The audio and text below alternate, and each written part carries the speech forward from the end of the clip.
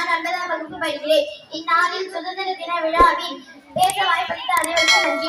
India 1947ஆம் ஆண்டு August மாதம் 15ஆம் நாள் சுதந்திரம் அடைந்தது. ஒவ்வொரு ஆண்டும் ஆகஸ்ட் மாதம் 15ஆம் தேதி சுதந்திர தினத்தை கொண்டாடுகிறோம். இந்த ஆண்டு 75ஆம் ஆண்டாகும். இந்தியாவில் சுதந்திர தினம் தேசிய விழாவாக கொண்டாடப்படுகிறது. இந்நாள் நம் நாட்டின் சுதந்திரத்திற்கான போராட்டத்தை நினைவுபடுத்துகிறது. சுதந்திர போராட்ட வீரர்கள் மகாத்மா காந்தி, சுபாஷ் சந்திர போஸ், பகத்சிங்,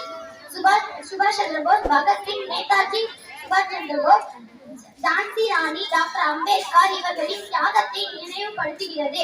சுதந்திர இந்தியாவின் முதல் பிரதமர் ஜவஹர்லால் நேரு ஆவார். சுதந்திர தினத்தன்று டெல்லியில் உள்ள கோட்டையில் பிரதமர் கொடியேற்றுவார். சுதந்திர தினத்தை முன்னிட்டு ஜனாதிபதி அவர்கள் நம் நாட்டு மக்களுக்கு உரையாற்றுவார்.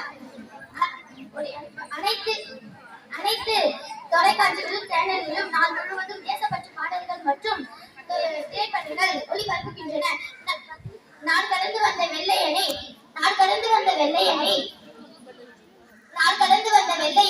வந்தே மாதரம் என்று கூறி வென்ற தினம் சுதந்திர தினம். நம் நாட்டின் கொடி தேசிய கொடி மூவர்ண கொடியாகும். காவி நிறம் தைரியத்தையும் தியாகத்தையும் உணர்த்துகிறது.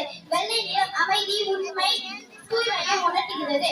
பச்சை நிறம் செழுமையும் வளர்ச்சியையும் உணர்த்துகிறது. இத்துடன் என் உரையை நிறைவு செய்கிறேன். வாழ்க பாரதம், வளர்க பாரதம். ஜெய் ஹிந்த்.